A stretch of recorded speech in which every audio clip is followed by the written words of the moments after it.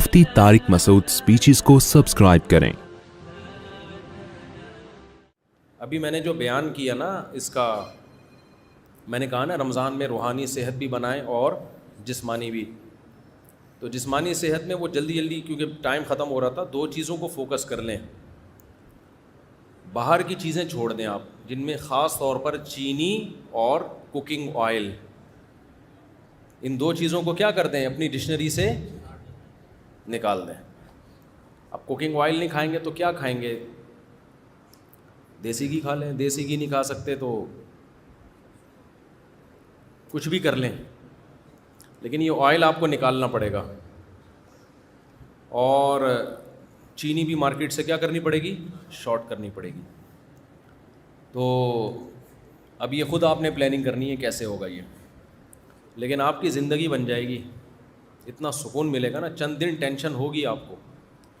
दूसरी बात ये कि रोटी चावल भी कम करें, क्योंकि रोटी में भी बहुत ज़्यादा कार्ब होता है, निशास्ता होता है। आजकल की रोटी ये वो रोटी नहीं है जो आपके अब्बा दादा खाया करते थे, ये वो वाली गंदुम नहीं है, इसमें बहुत ज़्यादा चेंजिंग हो चुकी है। अब जो बीज गंदुम का है ना, ये वो वाला गंदुम नहीं है। पहले गंदुम की रोटी में कार्ब कम होता था और दीगर चीज़ें ज़्यादा होती थी। अब वो ऐसा बना दिया है कि जैसे फार्मी मुर्गी है ना, 6 महीने में सब कुछ, तो गंदुम भी ऐसा ही है। पहले इतनी बड़ी बड़ी गंदुम हुआ करती थी, उतने बड़े बड़े पौधे, वो निकलने में टाइम लगता था। अब तो ठक ठक ठक करके गंदुम निकल रहे हैं, और उसमें कार्बोहाइड्रेट का रेशो बहुत ज़्यादा हो गया है, तो वो भी फैट ही है, यानी मीठा ही है वो, उससे मोटापा आएगा। चावल में भी ऐसा ही है। कम करें, मैं ये नहीं कह रहा ख़त्म करें, कम करें। तो जब आप कम करेंगे तो फिर बढ़ाएं क्या भाई, आप गोश्त खाएं ज़्यादा, गोश्त के पैसे नहीं हैं तो ये चाट माट ज़्यादा खा लिया करें इफ्तारी में। चने की चाट हो गई, इनमें थोड़ा कार्ब कम है ना। लोबिया हो गया, लो भैया कहते हैं ना, लो भैया, तो लो भैया, आप लोबिया खा लो, आप लोबिया खा लो, सफ़ेद चने खा लो, उसकी चाट खा लो, काले चने की चाट खा लो, और अल्लाह भला करे आपका अंडे मंडे खा लो। ये जो क्या करो, खजूरें खा लो। ये जो है ना आपका हिसाब किताब, चावल, रोटी और चीनी, चीनी से मुराद चीनी से बनी हुई चीज़ें। पता चला आपने चीनी छोड़ दी, रसगुल्ले खा रहे हो आप, कि चूँकि मैं चीनी नहीं खाता, तो रसगुल्ला तो चीनी ही है ना। तो ये चंद चीज़ें आप रमज़ान में थोड़ा सा इनसे अवॉइड करें। दोबारा बहुत लंबा बयान हो गया तो मुख्तसर करके बता देता हूँ। रोटी चावल ख़त्म नहीं करने, बल्कि क्या करना है, कम करने हैं। नंबर 2, चीनी को क्या करना है, ख़त्म कर दो चीनी को। नंबर 3, कुकिंग ऑयल निकाल दो अपनी ज़िंदगी से, ख़ासतौर पर रमज़ान में तो निकालो ना। जैतून का जो ऑयल आता है ना, वो पी लिया करो, वो नहीं होता एक्स्ट्रा वर्जन जो होता है। अब वो पीने में, वो भी पका के नहीं खाना है, जैतून का तेल पका के ख़राब हो जाता है। देसी घी फिर भी थोड़ा बहुत पका सकते हैं, जैतून का तेल नहीं पका सकते। तो ये आपने रमज़ान में चंद काम करने, कुकिंग ऑयल को निकाल दें, चीनी को निकाल दें, रोटी चावल कम कर दें। फिर आपने क्या खाना है भाई, गोश्त की मिक़दार बढ़ा दें, आप गोश्त मोश खाया करो, फोड़ा फाड़ा करो, देसी घी है वो खा लिया करो, और अल्लाह भला करे अंडे मंडे फोड़ दिया करो, अंडे भी हाफ़ बॉयल करके फोड़ो, और अल्लाह भला करे दूध मूध पी लिया करो, वो वाला डब्बे वाला नहीं, गाय पाल के वाला। आप क्या कर रहे हैं, ऐसी बातें आप बोलोगे पता नहीं किस ज़माने में लेके जा रहा है हमें, लेकिन फिर भी बाहर डब्बे से बेहतर है दूसरा, उसमें भी चीनी डाल के नहीं है, ऐसा ही। और अल्लाह भला करे इस तरह की चीज़ें आप चंद अपने ख़र्चे पे अगर खा लें तो आप देखें, खजूरें खा लें आप, तो इंशाअल्लाह सल्लु अलल हबीब हो जाएगा थोड़े दिनों में। आप ख़ुद बोलोगे यार मुफ्ती साहब हटो बच्चों, हो गया। टेंशन होगी चंद दिनों तक, दिमाग ऐसे ललचाएगा ना, जब किसी को बिरयानियाँ फोड़ता हुआ देखोगे आपका दिल चाहेगा मैं खा जाऊँ बस। लेकिन थोड़े दिनों में आपको जब अच्छा खाने की आदत पड़ जाएगी तो फिर क्या होगा कि आपको जब दिमागी मेंटली सेहत, जिस्मानी सेहत अच्छी होगी ना, तो फिर आपको अच्छी खुराकों में मज़ा आना शुरू हो जाए। कभी कभार फोड़ो बिरयानी, बिरयानी तो कराची का एक सौगात है, कौन छोड़ सकता है, कभी कभार। लेकिन वो जो बिरयानी आपने कभी कभार फोड़नी है, वो भी ज़रा अच्छे होटल वाली बिरयानी हो या घर की बिरयानी हो। کیونکہ آج کل جو چاول آ رہے ہیں نا بریانی کے، وہ چاول بھی ایسے غلط قسم کے چاول آ رہے ہیں کہ وہ کھانے میں بڑے مزیدار ہوتے ہیں، پیٹ میں جا کے وہ پتھر بن جاتے ہیں، پالش ہوتی ہے ان چاولوں کے اوپر، سمجھتے ہو؟ تو پتہ نہیں کیا کیا آ رہا ہے یار، ابھی کیا کیا رونا روئے ہم بیٹھ کے. تو بہت ہی بربادی ہو رہی ہے. یہ میری فیلڈ میڈیکل سائنس نہیں ہے. آپ کہہ سکتے ہیں آپ کیوں یہ باتیں کر رہے ہیں. دیکھو میں ہسپتالوں میں بھی جاتا ہوں بیان کے لیے نا. ابھی میں گیا لاہور میں ایک ہاسپٹل میں، اس ہاسپٹل میں مریضوں کا فری میں علاج ہوتا ہے. جیسے انڈس ہاسپٹل ہے نا، بڑا اچھا معیاری ہاسپٹل ہے، فری میں کروڑوں روپے کا بجٹ ہے ان کا، اور سال کا اربوں میں پہنچتا ہے. وہ سارا بجٹ کون پورا کرتا ہے؟ پبلک. لوگوں کی زکاتیں ہیں، صدقہ ہے، خیرات ہے، ان سے مریضوں کا فری علاج ہوتا ہے انڈس ہاسپٹل میں. اسی طرح لاہور میں ہے الحجاز ہاسپٹل، وہ بھی فری علاج ہوتا ہے وہاں پہ. تاجر بڑے ایماندار وہاں کے. میں گیا، میں نے وہاں جا کے ایک چیز دیکھی، ڈائلسس کے جو پیشنٹ ہیں اس میں گیا، لائن سے لوگ لیٹے ہوئے ہیں، جوان آدمی گردے گنوا بیٹھے ہیں اپنے. شوگر کے پیشنٹ کو دیکھیں گے، ینگ لڑکے 35 سال 40 سال شوگر کے پیشنٹ. ہارٹ کے پیشنٹ کو آپ دیکھیں گے، ینگ لوگ، جوان لوگ ہارٹ پیشنٹ. کروڑوں روپے کا لوگوں کا سرمایہ زکاتوں کا ان مریضوں کے علاج پہ خرچ ہو رہا ہے. انشاءاللہ ثواب ملے گا، اچھی بات ہے، علاج ہونا چاہیے بھائی. گورنمنٹ اپنی ذمہ داری پوری نہیں کرتی، چلو عوام. لیکن میں نے وہاں مینجمنٹ سے کہا کہ اتنے کروڑوں روپے ان لوگوں کے علاج پہ خرچ ہو رہے ہیں، تو کچھ سرمایہ آپ وقف کریں لوگوں کو اویئر کرنے کے لیے کہ بھائی ڈائلسس کے پیشنٹ بنتے کیوں ہوں، ایسے کام کیا کر رہے ہو کہ 40 سال کی عمر میں تمہارے گردے جواب دے گئے ہیں، تو کچھ پیسہ اس پہ بھی تو خرچ ہونا چاہیے. ابھی پھر مجھے غصہ آنا شروع ہو رہا ہے، تاکہ قوم کا یہ پیسہ کسی اور جگہ استعمال ہو نا. دیکھو دوبارہ سے، ابھی سمجھ میں نہیں آیا. آپ کے پاس 4 لاکھ روپے ہیں، آپ نے کسی غریب پہ خرچ کرنے ہیں، کسی مستحق پہ. 4 آدمی ایسے نکلے جو برگر کھا کے، پیزے پھوڑ کے، اور کولڈ ڈرنک پی کے، سگریٹیں پی کے، چرس پی کے، اور بالکل نیچر کے خلاف لائف اسٹائل اختیار کر کے چاروں پیشنٹ بن گئے شوگر کے اور گردوں کے. ٹھیک ہے نا؟ وہ چاروں کس کے پیشنٹ بن گئے؟ شوگر اور گردوں کے. آپ نے 4 لاکھ روپے ان کے علاج پہ لگا دیے. ٹھیک ہے، آپ کو نیت کا ثواب ملے گا انشاءاللہ. لیکن عقل مند آپ کو مشورہ دے گا کہ یار یہ جو 4 آدمی پیزے پھوڑ رہے ہیں اور صبح شام بوتلیں چڑھا رہے ہیں، پان گٹکے کھا رہے ہیں، سگریٹیں پھونک رہے ہیں، ان کا بے تحاشا پیسہ ان فضول چیزوں پہ خرچ ہو رہا ہے. تو آپ کو اللہ نے 4 لاکھ روپے دیے ہیں، اس سے پہلے کہ یہ مریض بنے آپ 1 لاکھ روپے اس پہ خرچ کر دو کہ یہ انسان کے بچے بن جائیں. وہ 1 لاکھ میں بن جائیں گے. 1 لاکھ روپے میں آپ کیا کرو، ایک ورک شاپ کرواؤ، یا یوٹیوب کا کوئی چینل خرید لو، اس پہ لوگوں کو اویئر کرو، یا کسی مشہور آدمی کا سے ایک ڈاکومنٹری بنوا لو، تاکہ جو مشہور لوگ ہوتے ہیں ان کی بات پھیلتی جلدی ہے، جس میں ان کو پیزے برگر کے نقصانات، کولڈ ڈرنک کے نقصانات، پان گٹکے کے نقصانات، چرس اور فضول چیزوں کے نقصانات بتائے جائیں. تو 1 لاکھ روپے میں ان کی کھوپڑی میں یہ بات بیٹھ جائے گی کہ ہمیں یہ فضول چیزیں نہیں کھانی چاہیے. کھانے کی چیزیں ہمارے کیا ہیں؟ کھجور کھاؤ میرے بھائی، شہد کھاؤ، اور اللہ بھلا کرے آپ کا روٹی چاول پہ کنٹرول کرو، تھوڑا کم کھاؤ، ایکسرسائز کرو، ورزش کا بہت بڑا دخل ہے، روزے رکھو. وہ 1 لاکھ میں کیا ہوگا کہ قوم کا بہت بڑا سرمایہ بھی بچ جائے گا اور لوگ ڈائلسس پیشنٹ بنیں گے ہی نہیں. اب سمجھ میں آیا میں کیا کہنا چاہ رہا ہوں؟ تو دیکھو غریب کی خدمت صرف یہ نہیں ہے کہ جو ڈائلسس پیشنٹ ہیں یا شوگر کے پیشنٹ ہیں یا جو ہارٹ پیشنٹ ہیں زکاتوں سے ان کا علاج کراؤ. اس سے بڑی خدمت یہ ہے کہ آپ پہلے سے ان کو گائیڈ کرو، اویئر کرو، تاکہ وہ ایسے پیشنٹ بنے ہی نہیں. اب آئی سمجھ میں بات کی نہیں آئی؟ تو یہ بھی مذہب کا ٹاپک ہے یا نہیں ہے؟ میں آپ کو ترغیب دوں کہ ڈائلسس کے پیشنٹ پہ آپ زکاتیں خرچ کریں، آپ کو بہت ثواب ملے گا. ٹھیک ہے, یہ بھی میرا موضوع ہے. اس سے زیادہ میں اس کو فوکس نہیں کروں کہ یار لوگوں کو اویئر کرو تاکہ وہ ڈائلسس پہ جائیں نہیں نا, گردے بچا کے رکھیں اپنے. لیکن کوئی مولوی اس پہ بات کرے گا تو لوگ کہیں گے یار ہم سے نماز روزہ سننے کے لیے آئے اور یہ کیسی باتیں کر رہا ہے. تو بھائی بات وہی کر رہا ہے, زکوٰۃ کا مقصد غریبوں کی مدد ہے یا نہیں ہے؟ تو غریبوں کی مدد اس زکوٰۃ دینے میں اتنی نہیں ہے جتنا ان سے کولڈ ڈرنک, پان گٹکے اور سگریٹ چھڑوانے میں ہے. اور یہ تو صرف غریبوں کی نہیں, امیروں کی بھی مدد ہے. جب بستر پہ لیٹو گے نا جا کے, امیر ہو یا غریب, دن میں تارے نظر آ جائیں گے جب آپ کو ڈائلسس شروع ہوگا آپ کا. اللہ بچائے سب کو.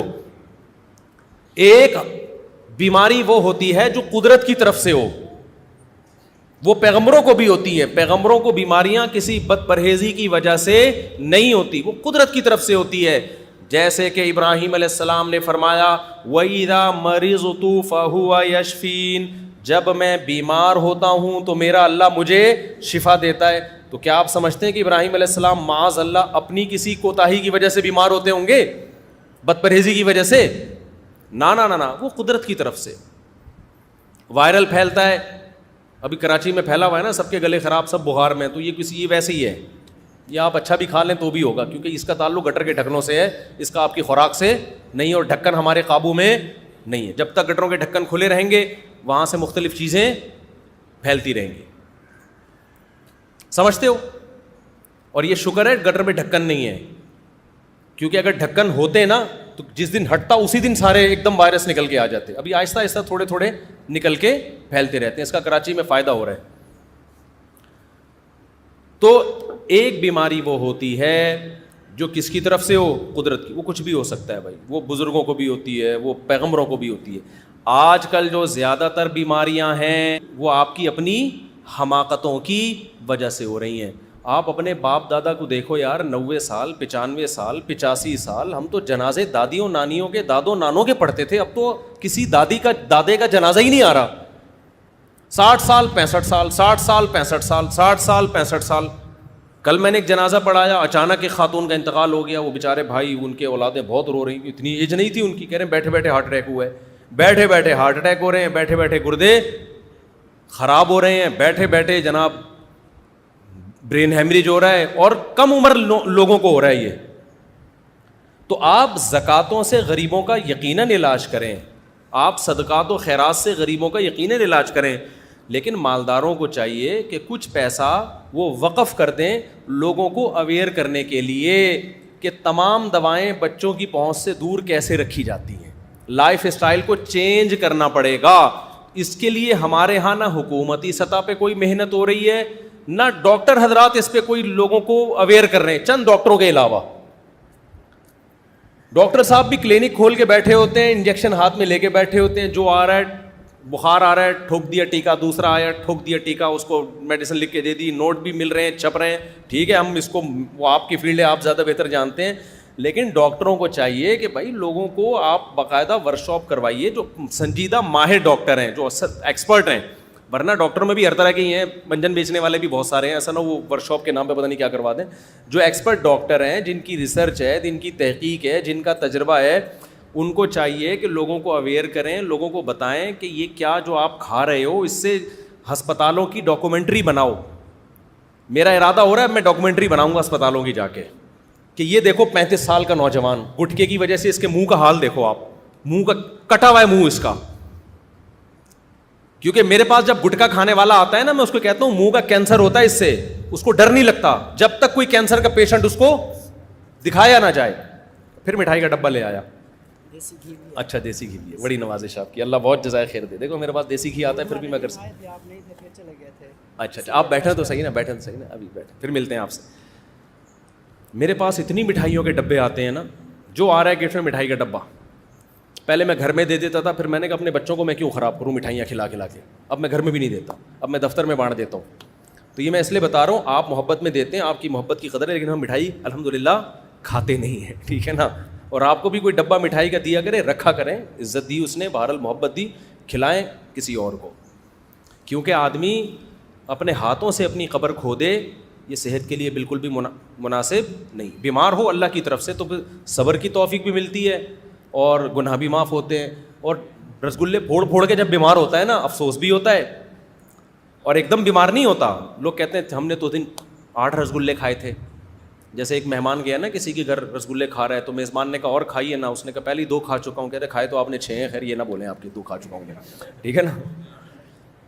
تو سارے ڈاکٹروں کا, حکیموں کا اتفاق ہے کہ 40 سال کے بعد میٹھے کو کیا کر دینا چاہیے, کم کر دینا. میٹھے سے وزن بڑھتا ہے, لیکن کم کرنے کے بجائے میٹھا کیا ہو رہا ہے, بڑھتا چلا جا رہا ہے. دیکھو اسلام میں جتنے تہوار ہیں نا, ان تہواروں میں کہیں بھی آپ کو میٹھا نہیں ملے گا.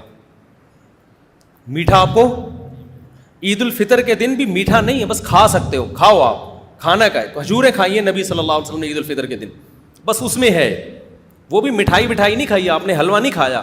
عید الفطر میں آپ اتنا کیا کرتے تھے کہ پورے رمضان آپ نے روزہ رکھا تو عید سے پہلے آپ چند کھجوریں کھا کے جایا کرتے تھے بس. ہم جو عید الفطر کے دن پھوڑتے ہیں, جو ماشاء اللہ اللہ توفیق دے, زیادہ میں اس میں نہیں جاتا, تو باقی اسلام کے جتنے تہوار دیکھو اس میں میٹھا کہیں بھی نہیں ہے. نمبر 1 بقرعید, جب بچہ پیدا ہوتا ہے خوشی کا دن ہے نا, فیملی پلاننگ والوں کے لیے غم کا دن ہوتا ہے کہ آبادی مزید بڑھ گئی. اسلام خوشی کا دن منانے کا حکم دیتا ہے کہ لڑکی پیدا ہوئی تو 1 بکرا, اور لڑکا پیدا ہوا تو 2 بکرے. اگر میٹھا اسلام میں اس کی ویلیو ہوتی تو اسلام کہتا لڑکی پیدا ہوئی تو زردے کی 1 دیگ, رسگلے کا 1 ڈبہ, لڑکا پیدا ہوا تو رسگلے کے 2 ڈبے, یا حلوے کی 2 دیگیں. نا بکرا, پروٹین, گوشت. نہیں آ رہی بات سمجھ میں؟ بکرا یا گائے کا حصہ یا دمبا. اسی طرح اسلام میں ایک تہوار ہے ولیمہ. جب شادی ہوتی ہے تو ولیمہ سنت ہے, حدیث میں بہت ترغیب ہے, بہت ترغیب ہے ولیمے کی. حدیث میں آتا ہے اولم ولو بشاتن, ولیمہ کرو, شادی کے موقع پہ خوشی کا اظہار کرو, مٹھائیاں کھلا کے. کہیں بھی نہیں ملتا نبی صلی اللہ علیہ وسلم نے اپنے ولیمے پہ لوگوں کو لڈو کھلائے ہوں, کہیں بھی نہیں ملتا. ولیمے میں نبی نے جو آرڈر دیا ولو بشاتن, بکری, 1 بکری بھی ذبح کر کے کر سکتے ہو تو 1 بکری ذبح کر لو. وہاں بھی کیا ہے, گوشت. بقرعید مسلمانوں کا تہوار ہے, خوشی کا دن ہے. اللہ میاں نے یہ کہا کہ بقرعید کی نماز پڑھ کے جایا کرو اور دبا کے زردے کی دیگیں, یعنی قربانی دلوائی جا رہی ہے نا, تو قربانی مالی قربانی سے جانور خرید کے ذبح کر کے گوشت کھانا ہے. اللہ میاں نے یہ نہیں فرمایا کہ مالی قربانی میں یہ ہے کہ بکرے کی جتنی قیمت ہے, مثال کے طور پر 30,000 کا بکرا آ رہا ہے تو یا تو بکرا ذبح کر دو یا 30,000 کی حلوے کی دیگیں بنا کے پبلک میں بانٹ دو, خود بھی کھاؤ لوگوں کو بھی کھلاؤ. نا, جب تک بکرا نہیں کٹے گا, گائے نہیں کٹے گی, اونٹ نہیں کٹے گا اور دمبا نہیں کٹے گا, اس وقت تک بقرعید پوری نہیں ہوگی. وہاں بھی گوشت کھلایا جا رہا ہے, پتہ نہیں حلوہ آیا کہاں سے ہے مسلمانوں میں. میں بتاتا ہوں ابھی کہاں سے آیا ہے, وہ بھی میں بتاتا ہوں آپ. وہاں بھی ہمیں کیا کھلایا جا رہا ہے, گوشت. حج کے موقع پہ دم شکر ہے, اور ایک دم شکر ہوتا ہے, ایک دم جنایت ہوتا ہے. آپ سے حج یا عمرے میں کوئی غلطی ہو جائے تو بکرا ذبح کرنا ہے, تو بکرا ذبح کر کے غریبوں کو کھلانا ہے. وہاں بھی غلطی کی سزا کیا ہے, مٹھائی نہیں خرید کے کھلانی غریبوں کو. بھائی احرام میں آپ سے کوئی گناہ ہو گیا نا, کوئی احرام کے خلاف کوئی کام ہو گیا, تو علماء کہتے ہیں نا دم دینا ہے. وہ دم دے کے کس کو کھلانا ہے, غریبوں کو. تو وہ بھی اللہ کہہ سکتے تھے کہ بھائی ایک بکرا 25,000 کا آتا ہے, اگر آپ نے احرام میں اپنے بال کاٹ لیے ہیں بھائی, تو یہ یا خوشبو لگا لی, تو ایسا ہے کہ اب آپ پہ جرمانہ آئے گا. اللہ کیا جرمانہ آئے گا, اللہ کہیں گے کہ بھائی 20 کلو رسگلے کے ڈبے مکہ میں خرید کے غریبوں کو بانٹ دو. نا, اللہ کو پتہ ہے یہ غریبوں کو شوگر کا مریض بنائے گا. اللہ مسلمانوں کو مٹھائی نہیں کھلا رہے. وہاں حکم یہ ہے کہ بطور سزا آپ کو غریبوں کو بکرا کھلانا ہے, گائے کھلانی ہے, دمبا کھلانا ہے یا اونٹ کھلانا ہے آپ کو. اور ایک ہوتا ہے دم شکر. دم شکر کا مطلب حج تمتع, آپ نے ایک ہی سفر میں عمرہ بھی کر لیا اور حج بھی کر لیا, اس پہ بھی دم ہے, لیکن یہ دم شکر کا ہے نا, نعمت کے طور پر, تو یہ خود کھاؤ. اب اللہ کہتے ہیں آپ نے چونکہ ایک ہی سفر میں حج بھی کر لیا, عمرہ بھی کر لیا, اس خوشی میں آپ میری طرف سے بکرا کاٹو اور میری طرف سے اب آپ کی دعوت ہے.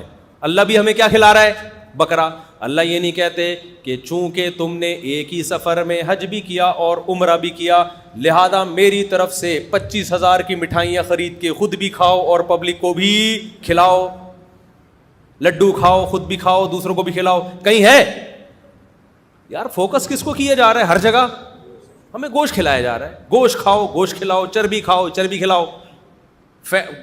اسی چربی میں گوشت پکایا جا رہا ہے. ہمارے نبی صلی اللہ علیہ وسلم نے بقرعید کے دن جب آپ نے حج کیا تو 10 ذی الحجہ شدید تھکاوٹ, بہت تھکاوٹ تھی نبی صلی اللہ علیہ وسلم کو, صحابہ کو بھی. پیدل سفر تھے بھائی, اونٹوں کے سفر تھے. تو جس دن حج کا دن تھا آپ نے فرمایا الیس ھذا یوم النحر, کیا یہ قربانی کا دن نہیں ہے؟ صحابہ نے کہا ہاں. شدید بھوک ہے. جب حج کرتا ہے نا انسان تو بھوک کا پتہ چلتا ہے اس کو, اور پھر کھانے کی طلب ہوتی ہے. ہمارے نبی صلی اللہ علیہ وسلم نے فرمایا کہ یہ نہر کا دن ہے نا. صحابہ نے کہا عید کا دن ہے. تو آپ نے کیا صحابہ کو حکم دیا کہ اونٹ نہر کیے جائیں. اونٹ نہر کیے گئے, ہر اونٹ کا تھوڑا تھوڑا گوشت جمع کیا گیا, اس کا شوربہ بنایا گیا, اس کو آپ صلی اللہ علیہ وسلم نے پیا. ہم کیا کرتے ہیں بقرعید, ہم ایسی سفر میں تھکاوٹ میں ہو, شدید بھوک پیاس لگ رہی ہو, ہم فوراً کہتے ہیں جا بھائی 3 گولے گنڈے لے کر آ میرے لیے, ایسا کر ذرا روح افزا کا ٹائٹ سا شربت بنا کے میرے لیے بولو لے کر. یار آج کوئی دل پسند کی مٹھائی ہو جائے, یار بہت بھوک لگ رہی ہے, یار بہت بھوک لگ رہی ہے, آج کیا ہو جائے, آج تو 8-10 کلو مٹھائی کھا جاؤں گا میں. یار ایسا کر آج گجریلا لے کر آ, یار گاجر کا حلوہ کھلا دے, بہت بھوک لگ رہی ہے. ہمارے نبی کو جب شدید بھوک لگی, کھجوریں بھی کھائیں. کھجور کے میٹھے میں اور چینی کے میٹھے میں بہت فرق ہے, خوب سمجھ لو, دونوں میں بڑا فرق ہے. کھجوریں کھا لیں آپ. تو ہمارے نبی نے چونکہ تہوار کا موقع ہے نا بقرعید, تو بڑی نفیس چیز کھائی جائے گی, تو وہاں تو کھجور بھی نہیں بلکہ گوشت کھایا جا رہا ہے. سمجھتے ہو کہ نہیں سمجھتے ہو؟ تو اسی طرح میرے بھائی ابھی ہمارے یہاں مٹھائیاں آئی کہاں سے ہیں یہ سمجھ لو. مسلمان بات بات پہ مذہب کے نام پہ میٹھے کیوں پھوڑتا ہے, اس کو سمجھنے کی ضرورت ہے. شب برات کا حلوہ ہم لوگوں نے کیا, یہ ہمارا اپنا بنایا ہوا حلوہ ہے, یہ اسلام میں کوئی یہ شب برات, ہاں نبی کو میٹھا پسند تھا, یہ حدیث میں آتا ہے. وہ تو میٹھا تو انسان کی نیچر ہے نا, اس کو پسند ہوتا ہے, لیکن کون سا میٹھا پسند تھا؟ کھجور کھایا کرتے تھے آپ صلی اللہ علیہ وسلم, یہ پسند تھا. یا بعض دفعہ اسی کھجور کا حلوہ بنایا جاتا تھا, اس میں کوئی پنیر وغیرہ ڈال کے, بالکل ایک نیچرل چیز تھی. اس کا یہ گاجر کے حلووں سے اور یہ رسگلوں سے کیا تعلق ہے بھائی اس میٹھے کا؟ اور وہ بھی بہت تھوڑا کھایا ہے. ہمارے نبی کی جو صفت تھی پچھلی کتابوں میں, آسمانی کتابوں میں, گوشت کھانے والے پیغمبر ہوں گے, گوشت کھانے والے, یہ علامت تھی. کیونکہ انسان 2 قسم کے ہر دور میں رہے ہیں, ویجیٹیرین اور گوشت خور. تو ہمارے نبی کی علامت کیا تھی؟ یہ ویجیٹیرین نہیں ہوں گے, یہ کیا ہوں گے؟ گوشت خور ہوں گے. تو اب میں آپ کو بتاؤں یہ مسلمانوں میں لڈو آئے کہاں سے ہیں, رسگلے اور لڈو بولو آئے کہاں سے؟ ہر بات ہونا تو یہ چاہیے تھا جب بھی خوشی کا موقع ہو, آپ کا بچہ پاس ہو گیا, یہ بکرا کھائیے, آئیے یہ لیگ پیس آپ کے لیے, میرے بچے کے نمبر اچھے آئے, یہ ہونا چاہیے تھا نا بھائی. اسلام کے مزاج کے حساب سے یہ ہونا چاہیے تھا نا بھائی. میری شادی ہو گئی ہے تو یہ دمبا میری طرف سے, آپ آ نہیں سکتے دعوت میں, یہ دمبے کی چانپیں میں آپ کو ڈبے میں پیک کر کے بھیج رہا ہوں. اب الٹا ہو رہا ہے جی, آپ کی شادی ہوئی ہے, یہ منہ میٹھا کیجیے رسگلے سے. جی میرا ولیمہ ہے, یہ منہ میٹھا کیجیے. میں امتحان میں پاس ہو گیا, 6 لڈو. یہ میرا باہر کا ویزا لگ گیا, امریکہ جا رہا ہوں, یہ 8 رسگلے. ٹھیک ہے نا؟ تو ظاہر ہے میرے بھائی جب آپ لڈو پھوڑتے رہیں گے اور مذہب کے نام پہ پھوڑو گے, کیونکہ مذہب کے نام پہ جب پھوڑتا ہے تو عبادت سمجھ کے 6 کے بجائے 8 کھائے گا پھر وہ, کیونکہ وہ سمجھ رہا ہے سنت ہے یہ. تو اس سے میرے بھائی ہوگا کیا کہ آپ بھی لڈو کی طرح بننا شروع ہو جاؤ. جو لڈو کھاتا ہے وہ بالآخر لڈو جیسا ہو جاتا ہے, وہ گلوکوز سے بھر جاتا ہے تھوڑے دنوں میں. جب آپ گلوکوز سے بھرتے ہو تو فوری نقصان آپ کو یہ ہوتا ہے کہ آپ کی طبیعت میں ہر وقت سستی رہتی ہے, انسولین نکلتی رہتی ہے, انسولین اس کو کنٹرول کرنے کے لیے, اور طبیعت ہمیشہ آپ کی ٹن رہتی ہے. جو فریشنس عبادت کے لیے چاہیے, مختلف کاموں کے لیے چاہیے, وہ ہوتی نہیں ہے. تبھی تو آپ گورنمنٹ کے اداروں میں جاؤ, جس کو دیکھو کیا ہو رہا ہوگا, سو رہا ہوگا وہ. تھانوں میں جاؤ تو بھی بہت دفعہ، یہ پولیس والوں سے میں پنگا نہیں لینا چاہتا، خیر، تو آپ کہیں بھی جاؤ، جتنے بھی بڑے اداروں میں جاؤ، آپ کو لوگ اکثر سوتے ہوئے نظر آئیں گے. گھر میں آپ دیکھو بیگم صاحبہ 1:45 بجے اٹھ کے ناشتہ کر رہی ہیں دوپہر کو، سب کے گھروں میں یہی ہو رہا ہے، کراچی میں تو یہی ہے. سو رہے ہیں تو اٹھا ہی نہیں جا رہا، کیوں؟ میٹھا کھا کھا کے خود رسگلہ بن چکے ہیں. ہمارے نبی ہم کو کھلا رہے ہیں گوشت کھاؤ، ٹھیک ہے، گوشت کھانے سے نیند نہیں آتی، اتنی نیند نہیں آتی جتنی یہ میٹھے پھوڑنے سے آتی ہے. تو اسلام کے جتنے تہوار ہیں اس میں ہمیں گوشت کھلایا جا رہا ہے. اسلام میں نبی صلی اللہ علیہ وسلم کی جو علامتیں بیان کی، ہاں میں بتا رہا تھا میٹھا آیا کہاں سے ہے یہ سمجھو. دیکھو ہندو گوشت نہیں کھاتے، ہندو گوشت نہیں کھاتے، لہذا ان کے پاس گوشت کا آلٹرنیٹ کیا ہے؟ اب اللہ نے جو لذت گوشت میں رکھی ہے نا کھانوں میں، وہ کسی اور چیز میں نہیں رکھی ہے. گوشت کی بریانی، گوشت کی نہاری، یہ سارے مزے کے کھانے کس کے ہوتے ہیں؟ تو ہندوؤں کے جو پنڈت لوگ تھے انہوں نے گوشت چھڑوا دی اپنی قوم سے مذہب کے نام پہ. اب ان کو کھانوں میں لذت پیدا کرنے کے لیے کچھ تو نیا لانا تھا نا. تو اب ان کے تبھی یہ جو ہندوستان میں کھانے پینے کی جو صنعت ہے نا، اس نے بڑی ترقی کی ہے. اتنی ویرائٹیز کھانے کی آپ کو دنیا میں کہیں نہیں ملیں گی جتنی ہندوستان میں ہے. وجہ اس کی کہ جب گوشت نہیں کھا رہے تو زندگی کا مزہ کیا ہو گیا؟ خراب. لہذا انہوں نے دالوں کی مختلف چیزیں بنانا شروع کر دیں اور چاولوں کی مختلف طریقوں سے بنانا شروع کر دیا. اب تو 20 قسم کی مٹھائیاں بنانا شروع کر دیں. وہ اتنی مٹھائیوں کی اقسام آپ کو ملیں گی. تو مسلمانوں میں جو لڈو کھانے کا رواج آیا بہت زیادہ، یہ ہندوؤں کے ساتھ رہنے کی وجہ سے، ورنہ مسلمان بائی نیچر کیا تھا؟ گوشت خور تھا. سمجھتا ہے کہ نہیں سمجھتا ہے؟ اب غریب آدمی کیا کرے؟ سوال پیدا ہوتا ہے، بھائی غریب آدمی صبر کرے. غریب آدمی کیا کرے؟ صبر کرے. جو ہے وہ کھائے بس. غریبوں جو اللہ نے نہیں دیا تو صبر کرے. تو اللہ تعالیٰ کی عادت ہے، اللہ غریب آدمی کو جو ہے وہ بغیر گوشت کے بھی پروٹین دے سکتے ہیں. اس میں کیا ہے؟ ہم نے تو بڑے بڑے غریب دیکھے ماشاء اللہ، ہٹے کٹے فٹ فاٹ. تو یہ جو اسلام آپ کو یہ کہتا ہے کہ اگر جیب میں پیسہ ہے تو کنجوسی مت کرو، نہیں ہے تو اللہ پہ توکل کرو. کیا کرو؟ اللہ پہ توکل. ابھی تو بڑا مسئلہ. اچھا غریب آدمی کے پاس گٹکا کھانے کے پیسے کہاں سے آتے ہیں؟ سگریٹ پینے کے پیسے کم بخت کے پاس کہاں سے آ رہے ہیں؟ یہ کوکنگ آئل بھی تو فری میں تھوڑی مل رہا ہے. اچھا یہ آپ کو بتاؤں، یہ جو کوکنگ آئل آپ کو مل رہا ہے نا سستا، اور دیسی گھی مہنگا. دیسی گھی ڈلتا کم ہے اور یہ کوکنگ آئل ڈلتا زیادہ ہے. نتیجہ تقریباً سیم ہی ہے. نتیجہ تقریباً کیا ہے؟ سیم ہی ہے.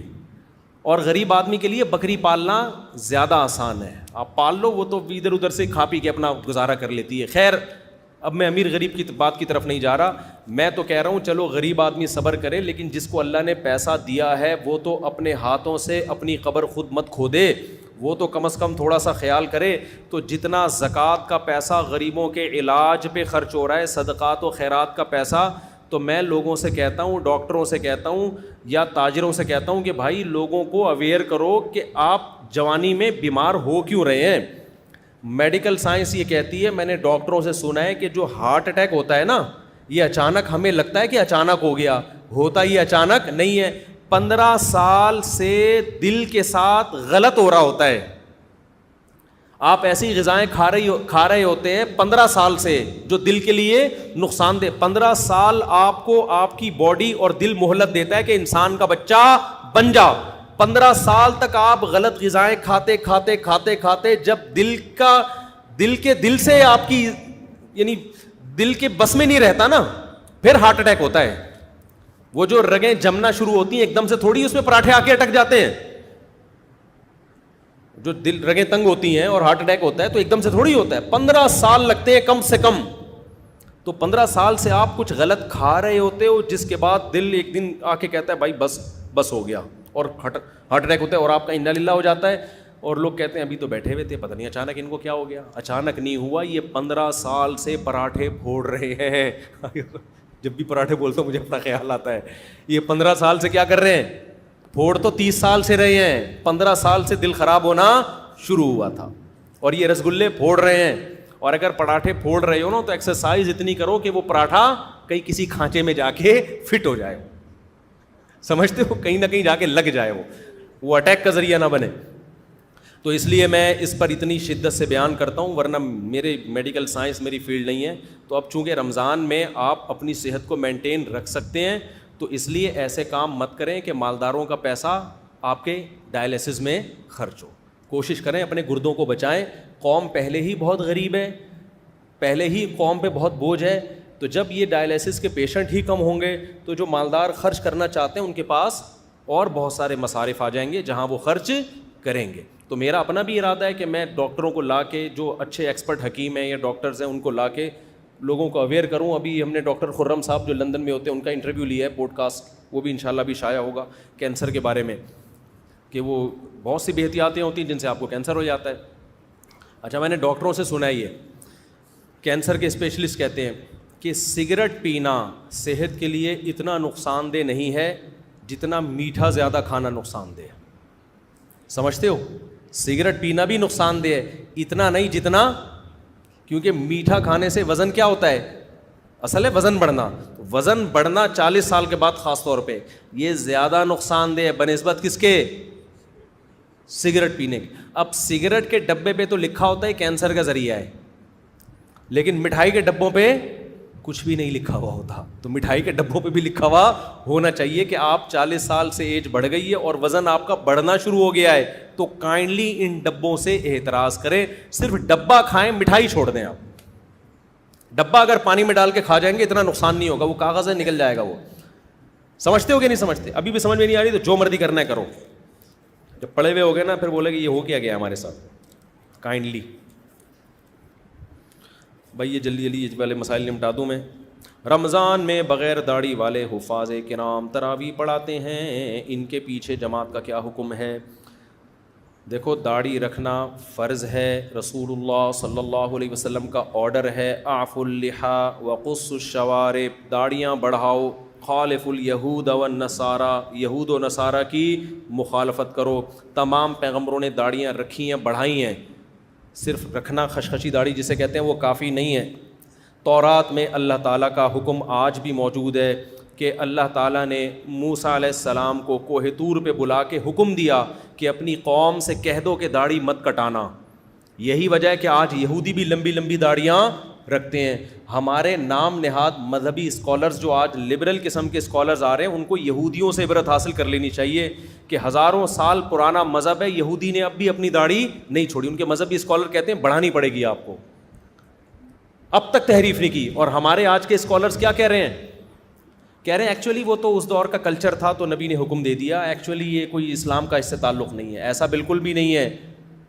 اللہ تعالیٰ نے مرد اور عورت میں فرق کے لیے بہت ساری چیزیں رکھی ہیں. ان میں بہت بڑا فرق جو ایک ظاہری گیٹ اپ کا ہے وہ کس کا ہے؟ داڑھی کا ہے. اس لیے آپ خدا کے حکم کو چینج کرنے کی کوشش نہ کریں. زمانہ تبدیل ہوگا, اسلام تبدیل نہیں ہو سکتا.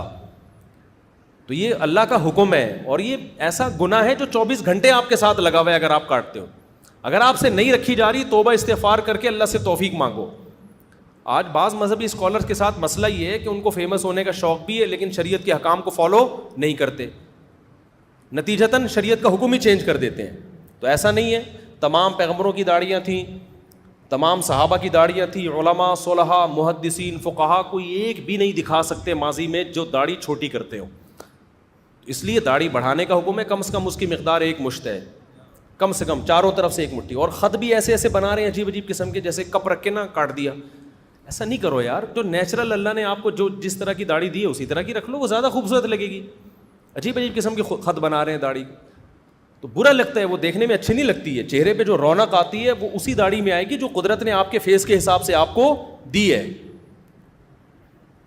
فَلَا يُغَيِّرُنَّ خَلْقَ اللَّهِ, قرآن کہتا ہے نا کہ ہم, شیطان نے قسم اٹھائی تھی کہ اللہ میں ان سے تیری تخلیق چینج کرواؤں گا, میں جس فطرت پہ تو نے پیدا کیا.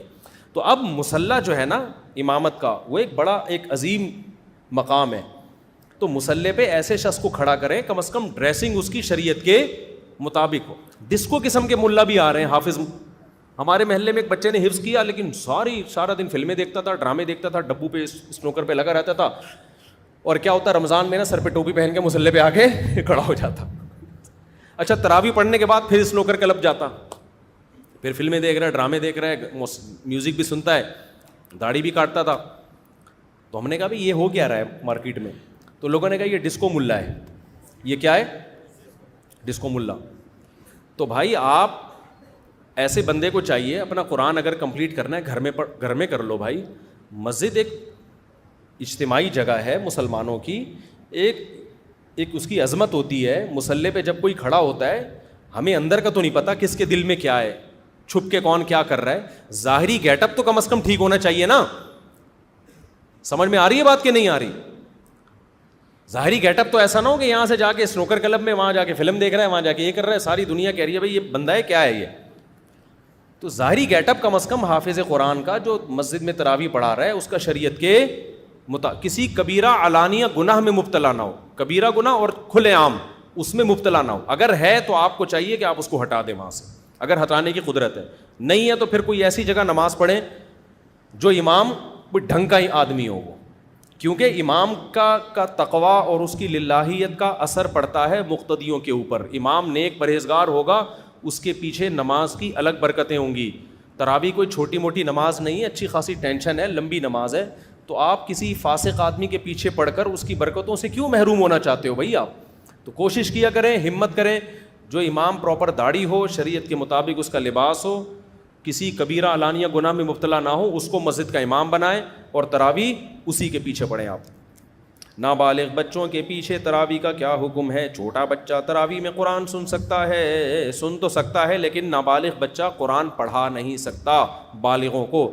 نابالغ بچے نے قرآن اگر حفظ کر لیا ہے تو گھر میں وہ بہن بھائیوں کو, چھوٹے نابالغ بچوں کو وہ امامت کرے, وہاں قرآن کمپلیٹ کرے, کیونکہ اس سے قرآن کمپلیٹ کروانا چاہیے رمضان میں. اگر وہ امامت نہیں کرے گا گھر میں تو قرآن بھول جائے گا, لیکن بالغ آدمی اس کے پیچھے نماز نہیں پڑھ سکتا.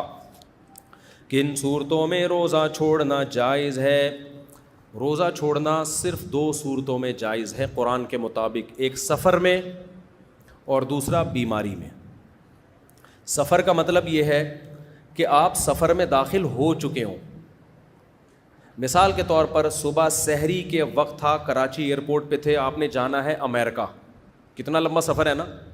لیکن سحری کا وقت, آپ کا گھر ہے کراچی میں, سحری کا وقت ختم ہو گیا کراچی ایئرپورٹ پہ, تو ابھی آپ مسافر بنے نہیں ہیں. سفر کی نیت ہے مگر بنے نہیں ہیں, تو آپ کو روزہ رکھنا پڑے گا, کیونکہ آپ مقیم ہے نا ابھی. تو لوگ کیا کرتے ہیں, چونکہ آج ہم نے امریکہ جانا ہے یا چھانگا مانگا جانا ہے تو ابھی سے روزہ چھوڑ دیا ہم نے. بھائی وہ تو جب آپ جہاز میں بیٹھیں گے, جہاز کراچی کی حدود سے باہر نکلے گا, اس وقت آپ مسافر بنیں گے. جب تک کراچی کی حدود میں ہے, اپنے شہر کی حدود میں ہے, آپ مسافر نہیں بنتے. ابھی مسافر ہونے کا ارادہ, تو گھر سے نکلنے سے مسافر نہیں بنتا آدمی. اپنے شہر کو تمام مضافات سمیت, شہر اور اس کی جو قریب کی آبادی ہوتی ہے, وہ جب تک پوری مکمل ختم نہیں ہو جاتی آپ سفر میں داخل نہیں ہوتے. سمجھتے ہو؟ ہاں, آپ جہاز میں بیٹھ گئے, ابھی سحری کا وقت ہے اور جہاز کراچی کی آبادی سے باہر نکل گیا اور ابھی بھی سحری کا وقت ہے. اب سحری کا وقت جب ختم ہونے والا ہے, اس وقت آپ مسافر بن چکے تھے, تو اب آپ روزہ چھوڑ بولو سکتے ہیں. اب آپ کیا کریں گے؟ روزہ چھوڑ سکتے ہیں. اچھا, جب آپ امریکہ کی طرف جا رہے ہیں, بھائی یہ بہت اہم بیان ہے, جو باہر سے لوگ سفر کرتے ہیں نا, یورپ امریکہ سے رمضان میں, ان کے لیے بہت امپورٹنٹ بیان ہے. اس پہ کلپ بنا دیں, بنا کے نکال دیے, کہ لوگ بہت پوچھتے ہیں یہ مسئلہ. اب مسئلہ یہ ہے کہ جو کراچی سے امریکہ جا رہا ہے, وہ جا رہا ہے مشرق سے مغرب کی طرف, ایسا ہی ہوتا ہے نا, ایسٹ سے ویسٹ کی طرف سفر کرتا ہے. جو امریکہ سے کراچی آ رہا ہے نا, اس کے تو مزے ہوں گے, اس کے کیا ہوں گے؟ مزے ہو جائیں گے. وجہ اس کی یہ ہے کہ سحری کا وقت تھا امریکہ میں, ابھی ختم نہیں ہوا ایئرپورٹ پہ, شریعت کہتی ہے روزہ رکھنا پڑے گا آپ کو. اس نے روزہ رکھ لیا. اب جہاز نے فلائی کیا, سورج کی مخالف سمت میں جہاز سفر کر رہا ہے, ٹھک ٹھک ٹھک کر کے نمازیں بھی آ رہی ہیں اور افطار کا ٹائم بھی ٹھک کر کے آ جائے گا. اس کے ہو گئے مزے, وہ بڑے آرام سے روزہ کیا کرے گا؟ رکھ لے گا. دوبارہ سحری کا وقت آ گیا اگر سفر کے دوران, تو روزہ چھوڑ دے, کیونکہ اب سفر میں داخل ہو چکا ہے. اگر چھوڑنا چاہے, بہتر تو یہ کہ رکھے سفر میں بھی, افضل یہی ہے کہ اس زمانے میں رکھ لیے سفر میں. لیکن مسئلہ اس کے لیے ہوتا ہے جو یہاں کراچی ایئرپورٹ پہ تھا, 5:30 فرض کرو سحری کا وقت ختم ہو رہا ہے, اب 5:30 پہ بورڈنگ کا اعلان ہوا, جہاز میں بیٹھنا شروع ہوا, یا جہاز ابھی ٹیک آف کر رہا ہے, ابھی اڑا نہیں ہے, اور سحری کا وقت داخل ہو گیا, تو ابھی یہ مسافر بنا, سحری کا وقت ختم ہو گیا, ابھی یہ مسافر بنا نہیں ہے, اس پہ روزہ رکھنا کیا ہے؟ واجب ہے. روزہ رکھ لیا اس نے. اب ہوگا کیا؟ جہاں جہاں سورج جا رہا ہے جہاز بھی بولو وہیں جا رہا ہے. اس کا روزہ ہو جائے گا بہت لمبا, بعض دفعہ 23 گھنٹے کا روزہ بھی ہو جاتا ہے. تو ایسے میں شرعی حکم یہی ہے کہ آپ کو روزہ رکھنا بول لیں پڑے گا. سمجھتے ہو کہ نہیں سمجھتے؟ بے شک روزہ لمبا ہو گیا, لیکن چونکہ روزہ آپ رکھ چکے ہو, اب اس کو توڑنے کی شرعاً اجازت نہیں ہے. اب اس کو کمپلیٹ, سفر میں روزہ توڑنا جائز نہیں ہے سفر کی وجہ سے, چھوڑنا جائز ہے, لیکن وہ چھوڑنا جب ہے جب سفر میں روزہ شروع ہو رہا ہو, توڑنا جائز نہیں ہے. اب روزہ ہو گیا بہت لمبا تو کوئی بات نہیں, اللہ میاں نے آپ کو مختصر روزے بھی تو دکھائے نا, آج تھوڑا سا لمبا ہو گیا, مرو گے نہیں انشاءاللہ. ہاں اگر کوئی شوگر کا پیشنٹ ہے, یا کوئی بوڑھا اتنا کمزور ہے, یا اور کسی وجہ سے کوئی کسی کو واقعی کمزوری ہو گئی ہے, اور وہ 18-20 گھنٹے کے بعد اس کی حالت غیر ہونا شروع. غیر ہونے کا مطلب یہ ہے کہ بیمار ہونے کا خطرہ ہو گیا, بیمار ہونے کا خطرہ, تو پھر وہ روزہ توڑ سکتا ہے. یاد رکھو, بھوک اور پیاس کی شدت کی وجہ سے روزہ توڑنے کی اجازت نہیں ہے, چاہے شدت کم ہو یا شدت زیادہ ہو. بعض لوگ یہ کہتے ہیں مجھ سے بھوک برداشت ہی نہیں ہو رہی تھی, اتنی شدید بھوک لگ رہی تھی. بھائی آپ کو برداشت کرنی پڑے گی جتنی بھی شدید بھوک لگ جائے. بعض لوگ کہتے ہیں اتنی پیاس لگ رہی تھی مفتی صاحب میں نہیں برداشت کر سکتا تھا, 20 گھنٹے 18 گھنٹے سے میں نے پانی نہیں پیا تھا, میں پاگل ہو رہا تھا, میں برداشت نہیں کر سکتا تھا. بھائی آپ کو برداشت کرنا پڑے گا. تو برداشت ہو سکنا یا نہ ہو سکنا شرعی عذر نہیں ہے. شرعی عذر یہ کہ اتنی حالت خراب ہو جائے کہ آپ کو یہ لگے کہ اگر میں نے پانی نہیں پیا تو میں بے ہوش ہو جاؤں گا, یا میں بیمار ہو جاؤں گا, یا میں مر جاؤں گا. ایسی صورت میں روزہ توڑنا پھر صرف جائز ہی نہیں بلکہ واجب ہو جاتا ہے. پھر نہیں توڑیں گے تو گناہ ہوگا. سمجھتے ہو؟ تو روزہ توڑنا یا تو فرض ہے یا حرام ہے, ٹھیک ہے نا. فرض جب ہے جب بیمار ہونے کا تھوڑی موت کا خوف ہو جائے آپ کو, پھر تو فرض ہے. تو اس لیے جو لوگ ٹریولنگ کرتے ہیں نا, وہ اگر سحری کا وقت اپنے علاقے میں ہی شروع ہو گیا ہے, ختم ہو گیا ہے, تو پھر روزہ رکھنا پڑے گا. سحری کا وقت داخل ہو سفر میں تو پھر روزہ آپ چھوڑ سکتے ہیں, لیکن پھر بھی روزہ سفر میں رکھنا وہ نہ رکھنے سے بہتر ہے. ہاں سفر میں اگر ٹینشن کا خطرہ ہے بہت زیادہ تو پھر چھوڑنا بھی زیادہ بہتر ہے. جیسے 22-23 گھنٹے کا روزہ تو بہت ہی لمبا ہو جاتا ہے نا, تو اگر کسی کا سحری کا وقت ہی ختم ہو گیا ایئرپورٹ پہ, اور اس کو پتہ ہے کہ میں کراچی سے امریکہ جا رہا ہوں اور 22-23 گھنٹے کا لمبا روزہ ہو جائے گا, تو پھر مجھے توڑنا نہ پڑ جائے, تو پھر بہتر ہے چھوڑ ہی دے وہ, کیونکہ اللہ نے اجازت دی ہے, پھر اس اجازت سے فائدہ اٹھانا چاہیے. کیا کہہ رہے ہیں بھائی آپ؟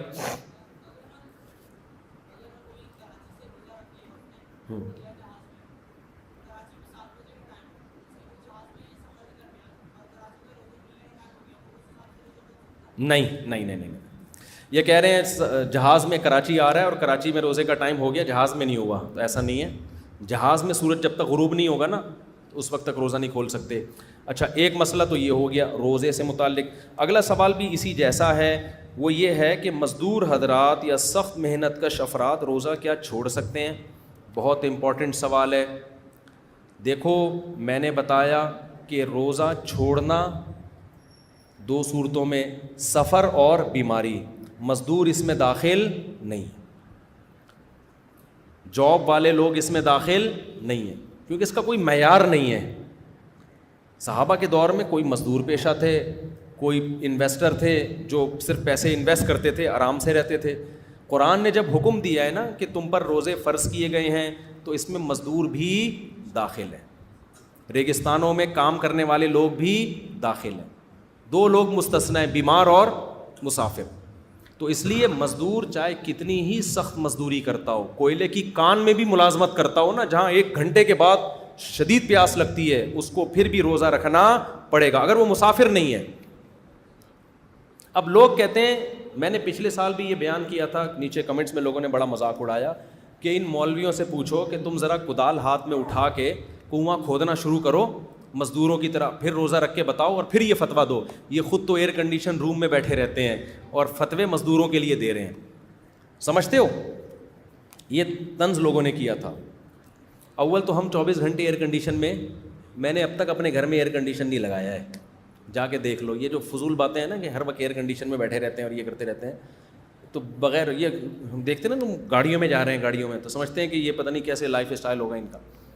اچھا لائف اسٹائل ہے الحمدللہ, غریب نہیں ہیں ہم.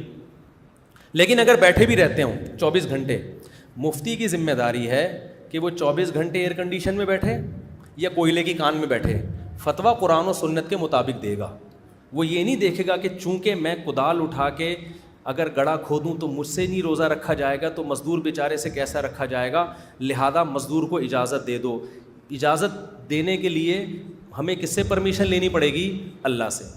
اور اللہ پرمیشن نہیں دے رہا, نہ مجھے دے رہا ہے نہ مزدور کو دے رہا ہے. اللہ پرمیشن دے رہا ہے مسافر کو, اور کس کو؟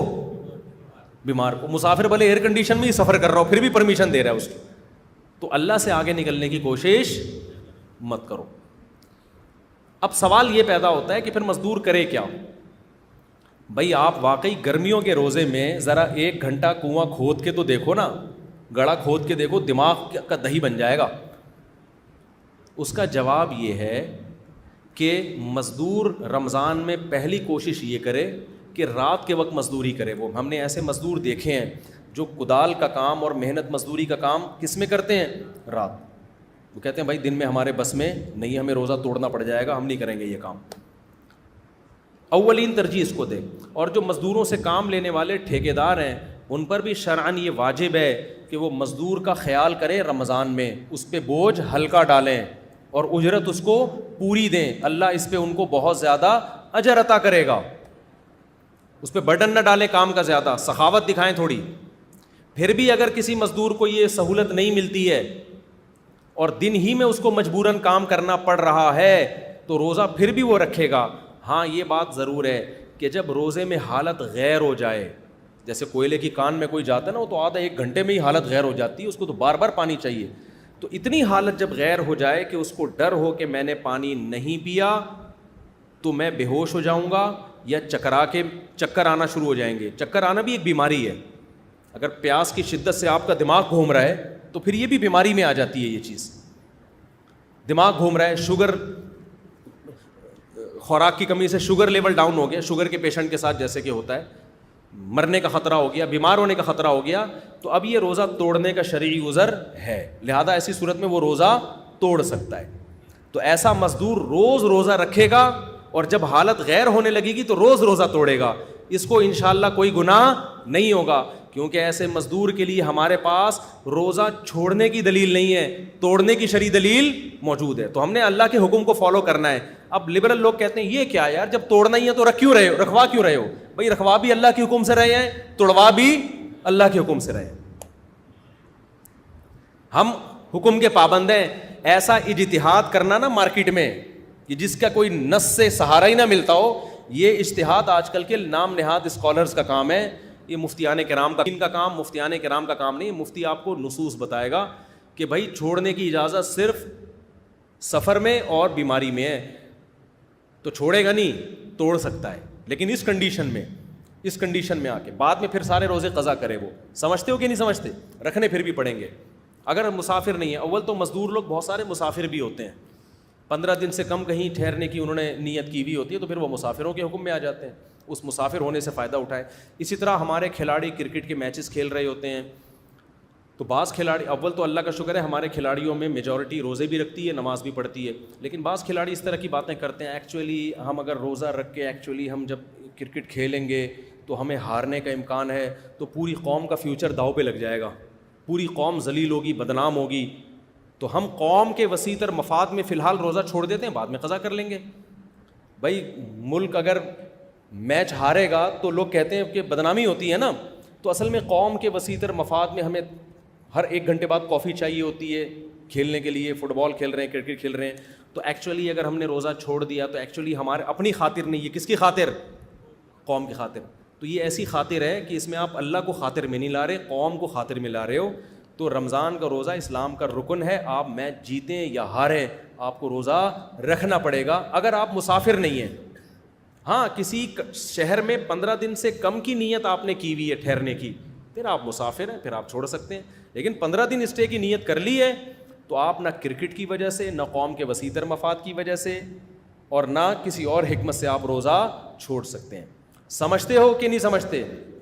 تو یہ کچھ اہم احکام ہیں. اسی طرح میرے بھائی خواتین جو پریگننٹ ہوتی ہیں یا بچے کو فیڈ کرا رہی ہوتی ہیں وہ بھی بڑے آرام سے روزہ چھوڑ دیتی ہیں. اور خواتین میں مشہور ہے کہ پریگننٹ خواتین پہ روزے فرض نہیں ہیں, فیڈ کرانے والی عورتوں پہ روزے فرض نہیں ہیں. نا نا نا نا نا نا, یہاں بھی وہی ہے کہ اگر روزہ چھوڑ کے بیمار ہونے کا غالب گمان ہو تو روزہ چھوڑنے کی اجازت ہے. پریگننسی بذات خود کوئی بیماری نہیں ہے. اسی طرح بچے کو فیڈ کرانے سے خود کے بیمار ہونے یا جو بچے کو فیڈ کرا رہی ہیں خواتین وہ اگر روزہ رکھیں گی تو خود بیمار ہونے کا یا بچے کے بیمار ہونے کا خطرہ ہے تو وہ روزہ چھوڑ سکتی ہیں. ادروائز فیڈ کرانے والی عورت کے لیے بھی روزہ چھوڑنا جائز نہیں ہے. سمجھتے ہو؟ تو اگر خاتون بچے کو فیڈ کرا رہی ہیں ان کو ڈر ہے کہ میں نے روزہ رکھا تو دودھ ہی نہیں آئے گا, بچے کا بیڑا غرق ہو جائے گا, تو ایک الگ مسئلہ ہے. لیکن اگر ایسا خطرہ نہیں ہے تو کچھ کمزوری تو بہرحال ہوتی ہے, اور فیڈ کرانے والی کو زیادہ کمزوری ہوتی ہے. تو یہ ویکنیس یا کمزوری کوئی شرعی عذر نہیں ہے. ایسا تھوڑی ہے کہ روزہ رکھ کے آپ ایک دم ڈولے چھولے بننا شروع ہو جائیں آپ کے, تو کمزوری تو ہوگی نا, روزہ رکھ رہے ہو نا, کھانا پینا چھوڑ رہے ہو. تو اس لیے یہ شرعی آزار ہیں. اس کے علاوہ بس 2 چیزیں یاد رکھیں, بیمار اور مسافر, اور اس میں مرنا بھی داخل ہے. جب ظاہر ہے بیماری کے خوف سے توڑ سکتے ہیں تو موت کے خوف سے تو بدری اولا توڑ سکتے ہیں. کراچی میں آپ کو یاد ہے ایک دن بہت شدید گرمی پڑی تھی تو روزے میں بہت سے لوگوں کے جنازے اٹھے تھے. ان میں لوگ بہت سے فنٹر بننے کی کوشش کی تھی. اب ہیٹ اسٹروک کی وجہ سے وہ مر رہے ہیں. لوگ کہہ رہے ہیں پانی پی لے, وہ کہہ رہے ہیں نہیں خدا کو منہ دکھانا ہے. اور بھائی خدا خود کہہ رہا ہے کہ جان بچا تو پانی پی یار. ہمارے ادھر ایک بڑے نیک آدمی تھے ماشاءاللہ, ان کو بھی پانی کا مسئلہ تھا نا, پانی کی کمی سے ایک دم ان کی طبیعت خراب ہو جاتی تھی. روزہ رکھا ہوا تھا گرمیوں میں, ان کی طبیعت خراب ہوئی. پانی کہہ رہے ہیں پی لو, نہیں. میں نے ان کو لے کر گیا وضو خانے کی طرف, میں نے کہا ان کو نا گن پوائنٹ پہ چھڑکاؤ کرے ان کے اوپر, زبردستی پلایا. تو ایسے موقع پہ اگر مریض خود بھی نہیں پی رہا نا, فنٹر گیری کی کوشش کر رہا ہے, فنٹر بن رہا ہے, تو آپ لوگوں کی ذمہ داری ہے زبردستی اس کے منہ پہ بوتل چڑھا دیں. مرے گا نا تو اس کو تو گناہ ملے گا, آپ کو بھی ملے گا گناہ. تو جان بچانے کے لیے روزہ توڑنا فرض ہے, صرف جائز نہیں ہے بلکہ کیا ہے, فرض ہے. تو یہ اس کا خیال کریں. اگر غلطی سے منہ میں پانی چلا جائے تو روزہ ٹوٹ جائے گا, صرف قضا ہوگی یا کفارہ. دیکھو حدیث میں آتا ہے بھولے سے کوئی کھا لے یا پی لے تو روزہ نہیں ٹوٹتا. غلطی سے کے بارے میں کوئی حدیث نہیں ہے. غلطی کے بارے میں, غلطی سے کھانا الگ چیز ہے, بھولے سے کھانا الگ چیز ہے. دونوں میں فرق کیا ہے؟ مثال کے طور پر بھولے سے کھانا تو آپ کو روزہ یاد ہی نہیں تھا, آپ نے پھوڑ پھاڑ کے طبیعت سے بیٹھ گیا, اس کے بعد ڈکار آئی تو یاد, اڑے میرا تو روزہ تھا. ہوتا ہے ایسے. ہمارے بھائی صاحب تھے, بڑے تھے کیا ہیں, تو انہوں نے ایک نفلی روزہ رکھا ہوا تھا. میں ان سے ملنے کے لیے گیا, 4:30-5 بجے کا ٹائم تھا, افطاری میں 1-1.5 گھنٹہ باقی تھا یا 2 گھنٹے باقی ہوں گے. مجھے بھوک لگ رہی تھی, میں نے کہا کھانا, تو کھانا آیا تو انہوں نے بھی کھایا, دبا کے کھایا, کھانا کھایا. اس کے بعد انہوں نے کڑک سی چائے پی, پانی پیا, چائے پی, اس کے بعد بیٹھ گئے. ایک دم ان کو اڑے میرا تو کیا تھا, روزہ تھا. ہم نے کہا کوئی بات نہیں, کھانا بھی ہو گیا, روزے کا ثواب بھی. اب کچھ نہیں کھاؤ بھائی, اب یاد آ گیا 1 گھنٹے بعد پھر افطاری کر لو یا 1 آدھ کھجور کھا لو, جو بھی کرنا ہے. تو یہ اللہ کی رحمت ہے کہ بھولے سے جتنا مرضی کھا لو, اس سے روزہ نہیں ٹوٹتا. ایک ہوتا ہے غلطی سے کھانا. غلطی سے کھانا کیا ہوتا ہے؟ آپ سمجھے کہ بھائی 6:30 بجے افطاری کا ٹائم ہے, گھڑی آپ کی 6:30 بجا رہی ہے, حالانکہ 6 بج رہے تھے. بچے نے آپ کی گھڑی کی سوئی آگے گھما دی. آپ نے کہا یار مؤذن کا دماغ خراب ہو گیا, اذان ہی نہیں دے رہا, 6:30 کیا 6:45 ہو گئے ہیں اب تو. بسم اللہ ہی وہ اللہم لک صمت پڑھ کے آپ نے شروع کر دیا. تو ایک نوالا بھی پیٹ میں گیا نا آپ کے, تو روزہ آپ کا ٹوٹ گیا, کیونکہ یہ بھولے سے نہیں کھایا آپ نے. روزہ آپ کو یاد ہے, یہ غلطی سے کیا ہے, غلط فہمی ہوئی ہے آپ کو. آپ سمجھے تھے کہ افطاری کا وقت ہو گیا ہے, حالانکہ افطاری کا وقت نہیں ہوا.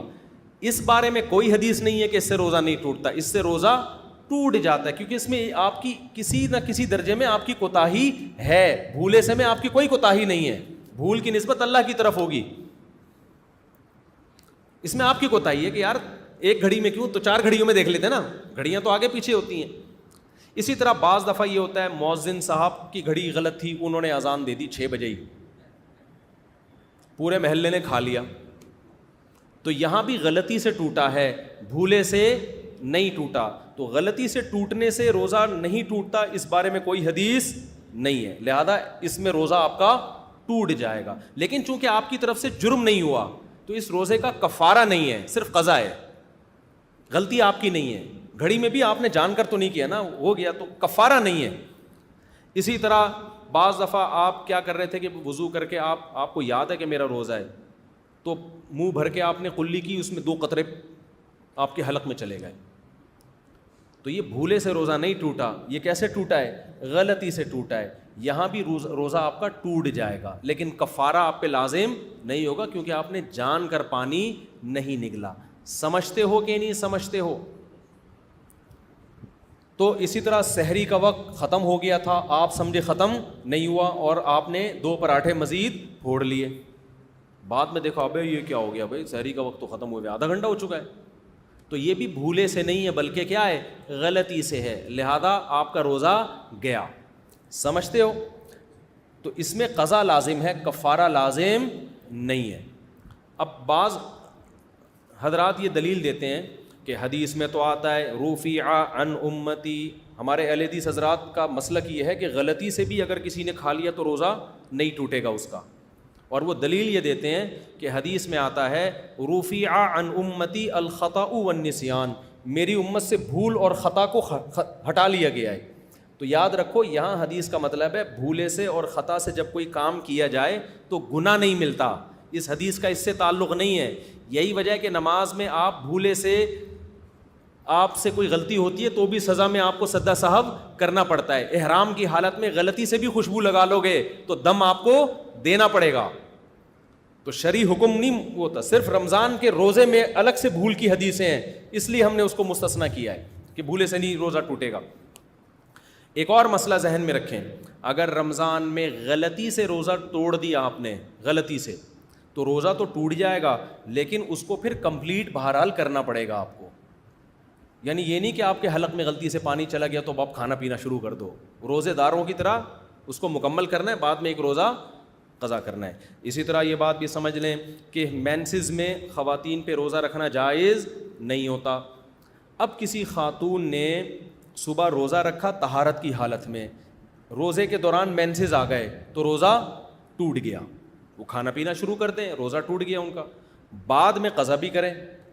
لیکن اگر ایسا ہوا کہ صبح مینسز آ رہے تھے جس کی وجہ سے خاتون نے روزہ چھوڑ دیا, دوپہر دیکھا کہ مینسز آنا بند ہو گئے, غسل کر کے طہارت حاصل کر لی, تو اب روزہ تو نہیں ہوا لیکن شام تک اب کھانا پینا کیا ہو گیا, ناجائز ہو گیا. اب شام تک کھانا پینا اس کے لیے جائز نہیں ہے, روزے داروں کی طرح رہنا پڑے گا. کیونکہ اب قرآن کا جو حکم ہے نا کہ فمن شہید منکم الشہر فلیصمہ, وہ حکم اس عورت کی طرف متوجہ ہو گیا ہے, تو بعد میں قضا بھی کرنی پڑے گی کیونکہ صبح صادق سے کھانا پینا نہیں چھوڑا, اور اس وقت چھوڑنا کیا ہے, لازم ہے, اس کے اوپر روزے داروں کی طرح رہنا پڑے گا.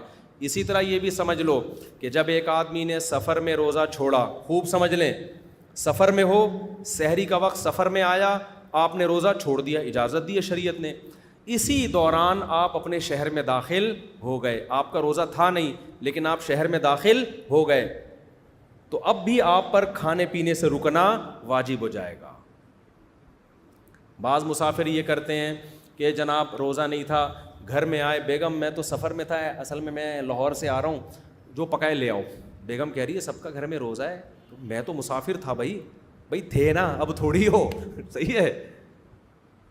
تو بعد میں اس روزے کی قضا بھی کرنی پڑے گی کیونکہ صبح سحری سے نہیں, لیکن جب شہر میں آ گئے تو قرآن کا جو حکم ہے نا کہ کھانا پینا چھوڑ دو, 3 چیزوں سے رکنے کا نام ہے نا صوم, تو وہ حکم آپ کی طرف متوجہ ہو جائے گا. اب آپ کے لیے کھانا پینا جائز نہیں ہوگا. سمجھتے ہو کہ نہیں سمجھتے؟ تو یہ چند مسائل ہیں جن کا لوگ خیال نہیں کرتے. میرا سفر ہے تو یہ مکمل کر لیتا ہوں میں جلدی سے, روزے کے متعلق مسائل. جان بوجھ کر روزہ توڑنے کا رواج بڑھتا جا رہا ہے, اس بارے میں کچھ ارشاد فرمائیں. دیکھو جان بوجھ کر اگر کسی نے عاقل بالغ لڑکے یا لڑکی نے، بالغ لڑکی کہتے ہیں جس کو مینسز آنا شروع ہو جائیں، بالغ لڑکا کہتے ہیں جس کو نائٹ فال شروع ہو جائے، تو یہ بالغ ہو جاتے ہیں. تو جب بالغ ہو گیا اس کے بعد اگر کسی نے رمضان کا روزہ چھوڑا تو کبیرہ گناہ ہے، ایک روزہ قضا کرنا پڑے گا اور ساری زندگی اس روزے کی تلافی اب نہیں ہو سکتی، وہ ثواب کبھی نہیں ملے گا.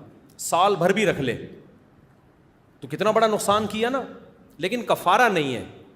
لیکن اگر روزہ رکھ کے توڑ دیا رمضان کا روزہ تو کفارہ بھی لازم ہے اور الگ سے ایک روزے کی قضا بھی لازم ہے. کفارہ کیا ہے خوب سمجھ لیں. جس نے رمضان کا روزہ جان کر توڑ دیا تو 60 روزے اس کو لگاتار رکھنے پڑیں گے. ایک دن بھی اگر ناغا ہو گیا نا، ایک دن بھی چاہے بیماری کی وجہ سے ناغا ہوا ہو تو پھر نئے سرے سے 60 دوبارہ رکھنے پڑیں گے.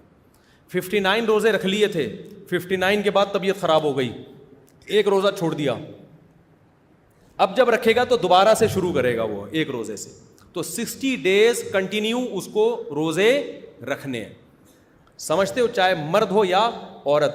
البتہ خاتون نے جب 60 روزے رکھے تو بیچ میں مینسز آ گئے تو وہ مینسز والے دن خارج ہو جائیں گے، اس میں روزے نہ رکھے. تو جیسے ہی مینسز ختم ہوتے ہیں فوراً رکھنا شروع کر دے، جتنے باقی رہ گئے تھے وہ کمپلیٹ کر لے. ایک بھی اگر اس نے اضافی ناغا کر لیا نا تو پھر اس کو بھی 60 دوبارہ رکھنے پڑیں گے. تو مینسز کے دن خارج ہوں گے، باقی اس کو بھی 60 روزے کنٹینیو رکھنے پڑیں گے. اب ہوتا یہ ہے کہ ہمارے پاس ایسے نوجوان آتے ہیں کہتے ہیں مفتی صاحب ہم نے تو جوانی میں بڑے روزے توڑے ہیں، اب ہم کیا کریں، ہم سے تو نہیں رکھے جاتے 60 روزے. تو بھائی آپ غلط کہہ رہے ہو کہ آپ سے نہیں رکھے جاتے. بوڑھے لوگ مستثنا ہیں، بوڑھے لوگ. بوڑھا آدمی جو بہت زیادہ بوڑھا ہو گیا ہو، جس کو شیخ فانی کہا جاتا ہے، بہت ہی بڑھاپا، جو آج کل ویسے ہی نہیں ہوتے. ونس اپون اے ٹائم ایسے بوڑھے ہوا کرتے تھے، اب تو ہوتے ہی نہیں. تو اس کو مستثنا کیا ہے علماء نے قرآن و سنت کی وجہ سے. اچھا میرا بچہ، اللہ بہت جزائے خیر دے آپ، ماشاء اللہ. تصویر لے لو، جلدی سے لے لو، جلدی جلدی، اسپیڈ کے ساتھ، اسپیڈ کے ساتھ، جلدی ادھر سائڈ پہ آ جاؤ. تو بہت زیادہ بوڑھے لوگ جو نہیں رکھ سکتے، ناممکن ہے ان کے لیے، ان کے پھر حکم یہ ہے کہ وہ 60 غریبوں کو 2 ٹائم کا کھانا کھلاتے. غریب بھی ایسے لے کر آئیں، یہ تو غریب نہیں ہے، پتلے پتلے، ان کو تھوڑے میں پیٹ ان کا بھر جائے گا. اس ٹائپ کے کتنے آدمیوں کو کھانا کھلاتے ہیں؟ مذاق کر رہا ہوں، ناراض نہیں ہونا یار، کیونکہ میں نے ایسے بھی لوگ دیکھے ہیں کہ ایک آدمی 4 آدمیوں کا کھانا کھاتا ہے. ٹھیک ہے جی، تو لوگ سمجھتے ہیں کہ اس کو کھلانے میں 4 آدمیوں کا ثواب ملے گا، ثواب ایک ہی کا ملے گا. صحیح، تو بندہ دیکھ کے لے کر. بھائی ناراض نہیں ہونا، محبت کر رہا ہوں آپ سے. تو اب دیکھو اگر ایسا کیا ہے نا تو کتنے؟ 60 روزے. اچھا بعض نوجوان یہ کہتے ہیں کہ ہم نے تو کئی روزے توڑے ہیں، ہم تو 60 رکھ کے پاگل ہو جائیں گے. تو بھائی جتنے بھی توڑ دیے نا، توبہ کرو، اللہ سے رو رو کے استغفار کرو اور ایک کفارہ ادا کر لو 60 روزوں. تو اللہ سے امید ہے انشاءاللہ وہ سب کی طرف سے کافی ہو جائے گا. دوبارہ اگر پھر روزہ توڑا تو پھر دوبارہ 60 رکھنے پڑیں گے. اب تک جو ہو گیا اس میں 60 رکھ لو. احتیاط تو یہی ہے کہ ہر الگ الگ رمضان میں جتنے توڑے ہیں تو الگ الگ کے 60. ایک ہی رمضان میں اگر کئی توڑے تو پھر تو سب کی طرف سے ایک ہو جائے گا کفارہ. لیکن الگ الگ رمضانوں میں اگر توڑے ہیں تو پھر الگ الگ کفارے ہیں. لیکن ایک قول یہ بھی ہے کہ جتنے بھی توڑے نا اب تک تو پنشمنٹ سب کی طرف سے کیا ہوگی؟ ایک ہی ہوگی. جیسے کوئی آدمی بار بار زنا کرتا ہے تو حد تو ایک ہی جاری ہوگی نا. یہ تھوڑی کہ پہلے پرانے والے زنا کے 100 کوڑے الگ لگائے، اگلے والے کے الگ لگائے، تو اس کی تو کمر مارکیٹ سے کیا ہو جائے گی؟ شارٹ ہو جائے گی نا. وہ تو پھر بیوی کے قابل بھی نہیں رہے گا تھوڑے دنوں میں. تو جب ایک دفعہ جرم پکڑا جاتا ہے نا تو ایک ہی دفعہ میں سارے جرموں کی ہو جاتی. پھر سزا جاری ہونے کے بعد اگر دوبارہ جرم کرے گا پھر دوبارہ سے نئی سزا جاری ہوگی. جیسے کئی دفعہ چوری کی تو ہاتھ تو ایک ہی کٹتا ہے نا. تو بعض فقہا کی یہ رائے ہے کہ کئی رمضان کے بھی کئی روزے بھی کسی نے توڑ دیے تو جب سزا کے طور پر وہ 60 روزے رکھے گا تو ایک ہی دفعہ کے 60 روزے پچھلے تمام روزوں کی طرف سے کفارہ ہو جائے گا. تو اگرچہ یہ قول کمزور ہے لیکن اس سے گنجائش کا فائدہ اٹھایا جا سکتا ہے. آج کل تقویٰ للہیت مارکیٹ سے شارٹ ہے تو نہ کرنے سے بہتر ہے تو یہی کر لے یار. اللہ سے امید ہے اللہ قبول کر لے گا. یہ بات. اچھا ایک بات ذہن میں رکھو، ہینڈ پریکٹس سے اگر کسی نے روزہ توڑا ہے تو اس سے روزہ ٹوٹے گا، شدید گناہ بھی ملے گا، لیکن اس میں صرف قضا ہے، کفارہ لازم نہیں ہے. کفارہ جو روزہ توڑنے میں لازم ہوتا ہے وہ زوجہ کے ساتھ ہم بستری کر لی باقاعدہ, اگر حیا کے خلاف ہے لیکن لوگ پوچھتے ہیں انٹرکورس کرنے سے روزہ ٹوٹ جاتا ہے.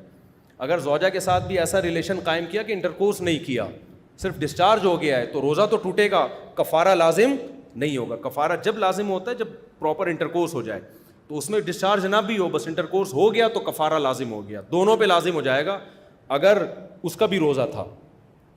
تو دوسرا روزہ جو کفارہ لازم ہوتا ہے وہ کھانے پینے سے ہوتا ہے, یعنی 3 چیزوں سے کفارہ لازم ہوتا ہے, کھا لیا, پی لیا یا زوجہ سے اس تفصیل کے مطابق ہم بستری جو میں نے ابھی آپ کو بتائی ہے. یہ 3 کام جب ہوں گے تو روزہ بھی ٹوٹ گیا اور آپ پہ 60 روزوں کا کفارہ بھی لازم ہو گیا. اگر آپ پیشنٹ ہیں, مریض ہیں, پورے سال ہی مریض رہتے ہیں, آپ کوئی شوگر کا مسئلہ ہے, 60 روزے رکھنا ناممکن ہے بیماری وغیرہ کی وجہ سے, تو پھر 60 غریبوں کو 2 ٹائم کا کھانا کھلا دیں. لیکن نارملی ایسا ہوتا نہیں ہے.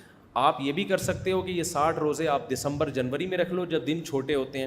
اللہ نے آپ کو زیادہ پیسہ دیا ہے تو آپ ایسا کریں کہ سردیوں میں ناروے چلے جائیں, وہاں 60 روزے رکھ لیں. آپ 6-6 گھنٹوں کے 5-5 گھنٹوں کے روزے ہوں گے, کوئی بات نہیں, شریعت کی گنجائش سے فائدہ اٹھایا جا سکتا ہے. شریعت کے لاء کو بہرحال فالو کرنا پڑے گا آپ. اور زیادہ آپ فنڈر بننے کی کوشش کر رہے ہیں تو گرمیوں میں آپ چلے جائیں ناروے, 22 گھنٹوں کے 60 روزے رکھ لیں, وہ آپ مر جائیں گے, مارکیٹ سے کیا ہو جائیں گے, شارٹ ہو جائیں گے. تو لیکن اللہ کی گنجائش سے فائدہ اٹھا سکتے ہیں آپ, سردیوں والے دنوں میں رکھ لیں. آپ سمجھتے ہو؟ تو یہ چند مسائل تھے بہت زیادہ ضروری. روزے کی نیت کیسے کی جاتی ہے؟ اگر سحری میں آنکھ کھلے تو روزے کا کیا حکم ہے؟ دیکھو, نفلی روزہ یا رمضان کے اندر رمضان کا روزہ, اس کے لیے آدھا دن گزرنے سے پہلے بھی نیت کر لینا کافی ہے. سحری میں آپ کی آنکھ نہ کھلی, کوئی بات نہیں, جب آنکھ کھلی نیت کر لو میرا روزہ ہے آج. نصف النہار سے پہلے روزے کی نیت ضروری ہے. نصف النہار کسے کہتے ہیں؟ صبح صادق کا ٹائم اور غروب آفتاب کا ٹائم, اس میں جتنے گھنٹے بنتے ہیں نا اس کا آدھا, یعنی آدھا روزہ گزرنے سے پہلے آپ روزے کی نیت کر سکتے ہیں. آدھا دن سے بھی زیادہ گزر گیا پھر نہیں ہو سکتی. آپ صبح اٹھے, آپ کنفیوز تھے کہ یار ایکچولی میں آج روزہ رکھوں کہ نہیں رکھوں, چلو دیکھتے ہیں, اگر اچھا دن گزر گیا, افطاری سے 2 منٹ پہلے آپ نے کہا چلو میرا روزہ ہے آج, یہ نہیں ہوتا, ٹھیک ہے نا, تو یہ نہیں ہو سکتا. ہمارے نبی صلی اللہ علیہ وسلم گھر تشریف لاتے, امی عائشہ سے پوچھتے کچھ کھانے کو ہے, آپ فرماتی نہیں ہے, کہتے چلو پھر ہم نے کیا نیت کر لی روزے کی, بھائی کھانے کو تو ویسے ہی نہیں ہے تو ثواب تو لے نا نیت کر کے ہم. تو زوال سے پہلے تک, یعنی زوال نہیں, نصف النہار, زوال الگ چیز ہے, نصف النہار, نہار کہتے ہیں دن کو, تو دن کا آدھا, صبح صادق سے غروب آفتاب کے بیچ میں جو آدھا بنتا ہے نا, اس سے پہلے آپ نیت کر. لوگ سمجھتے ہیں زوال سے پہلے نیت, یہ خوب سمجھ لو, زوال سے پہلے نہیں, آدھا روزہ گزرنے سے پہلے آپ نیت کر سکتے ہو. رمضان کے فرض روزے کی بھی اور بعد میں نفلی. البتہ رمضان کے قضا روزے میں آپ کو صبح سے ہی سحری کے وقت ہی نیت کرنی پڑے گی, اور رمضان میں تو نیت کی ضرورت ہی نہیں ہوتی نا, مسلمان نے تو روزہ رکھنا ہی ہے, تو نیت ہوتی ہے دل میں کہ روزہ رکھنا ہے ہم نے. رات کو آپ صبح سحری کا انتظام کر کے سوئے تو مطلب ہے کہ نیت ہی ہے نا, تو اس میں بس اتنا ارادہ کافی ہے کہ روزہ ہے کل ہمارا, بس یہی. اچھا, یہ جو دعا ہے وہ بھی صومی غد نویت من شہر رمضان, یہ ایسی دعا ہے, اس کی کوئی ثبوت نہیں ہے, ٹھیک ہے, بس دل میں نیت کافی ہے. اچھا بھائی, اچھا یہ بھی ذہن میں رکھو, اگر سحری میں آنکھ نہ کھلی تو لوگ کہتے ہیں شرعی عذر ہے, کیونکہ ہم نے رات کو ڈنر بھی نہیں کیا تھا, صرف افطاری میں 2 پکوڑے چکھے تھے, اب چونکہ رات کو کھانا بھی نہیں کھایا, سحری میں آنکھ ہی نہیں کھلی, اب میں شرعی طور پہ معذور ہوں, میں روزہ نہیں رکھوں گا. تو سحری میں آنکھ نہ کھلنے سے آپ شرعی معذور نہیں بنتے, چاہے رات کو ڈنر کیا ہو یا 2 پکوڑے کھائے ہوں یا نہیں کھائے ہوں. افطاری میں آپ نے کچھ بھی نہ کھایا ہو, پھر بھی سحری میں آنکھ نہ کھلی ہو اور پیٹ آپ کا کمر سے بالکل ایلفی کی طرح چپک گیا ہو, پھر بھی آپ کو روزہ چھوڑنے کی اجازت بولو نہیں, کیونکہ بھوک اور پیاس کی شدت یہ شرعی عذر نہیں ہے, یہ تو روزے کا تقاضا ہے. صرف آپ وہی بات ہے بیماری کا خطرہ, بیماری کا خوف, وہ ایک الگ, وہ اس میں آپ چھوڑ سکتے ہیں. سحری افطاری کا تعلق اذان سے ہے یا وقت دیکھ کر؟ بھائی اذان سے نہیں ہے, وقت سے ہے. اذانیں آج کل وقت سے پہلے بھی ہو جاتی ہیں. آپ جو سحری اور افطاری کے نقشے ہیں وہ گھر میں رکھیں اور ان سے بھی احتیاطاً 2 منٹ کے بعد افطاری کریں, کیونکہ یقین نہیں ہوتا کہ سورج غروب ہو گیا ہے. نبی نے جلدی افطاری کا حکم دیا, لیکن اس کا یہ مطلب نہیں ہے کہ ابھی یقین ہی نہیں ہے سورج غروب ہوا بھی ہے کہ نہیں ہوا اور آپ کر لیں. جب 100% یقین ہو جائے یہ کیوں بند ہو گیا؟ بس یہ بھی ختم ہی کر رہا ہوں میں. ابے یار جلدی جلدی, بہت سارے سوال ہیں, یہ کیا ہو گیا؟ 5 منٹ ہیں آپ لوگ کے پاس؟ 5-10 منٹ یا تھک گئے ہیں بھائی؟ جلدی کھولیں اس کو, کیا ہو گیا؟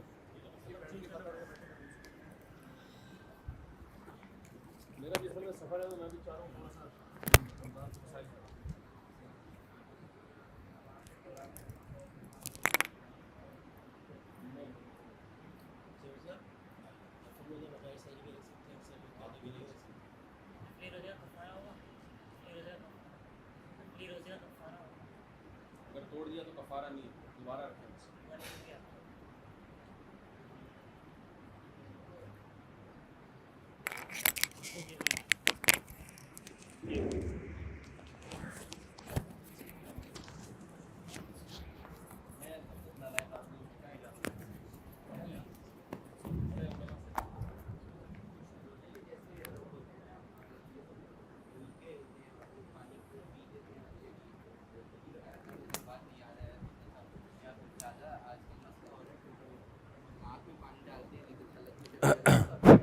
اچھا بتاتا ہوں, ابھی بتاتا ہوں, یہ جلدی سے مکمل ہو جائے.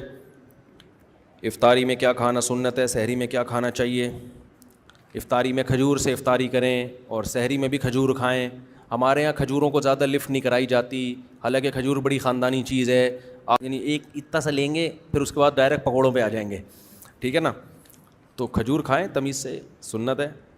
اچھا بھائی سحری میں کیا کھانا چاہیے؟ جو مرضی کھائیں, بس ڈاکٹروں سے پوچھ کے کھائیں, ٹھیک ہے نا, حکیموں سے پوچھ کے کھائیں. رمضان میں ذخیرہ اندوزی کے بارے میں ہمیں بتائے. قیمتیں بڑھائی جاتی ہیں, اس کا کیا وبال ہے؟ یہ گورنمنٹ کا کام ہے بھائی. تراویح میں دیکھ کر قرآن پڑھ سکتے ہیں؟ نہیں پڑھ سکتے. کیا مقتدی امام کے پیچھے تراویح میں قرآن دیکھ کر سن سکتے ہیں؟ نہیں سن سکتے. پھر دلائل بعد میں, ابھی بہت زیادہ ہو گیا, میں اور بھی دنیا میں غم ہے میرے. رمضان بغیر داڑھی والا ہو گیا رمضان, اس کو آپریشن کر دیا. اور کوئی رمضان سے متعلق مسئلہ پوچھنا ہے تو پوچھیں, پھر میں چھٹی کرتا ہوں. رمضان سے متعلق بس 2-4 سوال ہم لے لیتے ہیں, پھر باقی سوال بعد میں اگلے بلیٹن میں. 2 روزے کھائے ہیں پچھلے رمضان میں؟ کس نے کھائے؟ اچھا میں نے کہا شاید ہم نے بھی کھائے. اب رکھیں یار, بس رکھیں, جلدی سے قضا رکھیں, اگلے رمضان سے پہلے قضا کر لیں. اور چلیں آگے.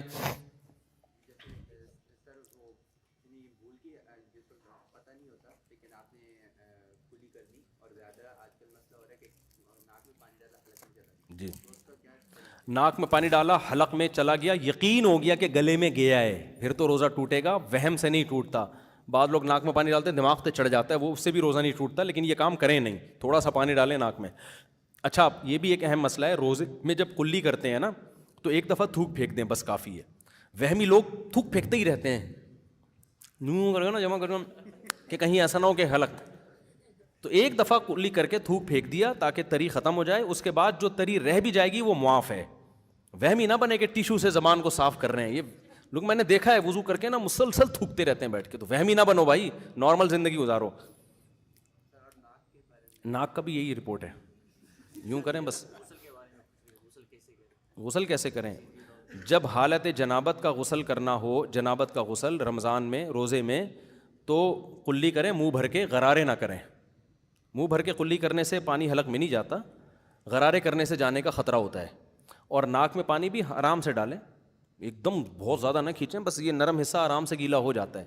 وہمیوں کا تو ڈبکی بھی لگا کے آ جائیں گے, گیلا نہیں ہوگا. میں نارمل لوگوں کی بات کر رہا ہوں. اور کوئی مسئلہ روزے سے متعلق؟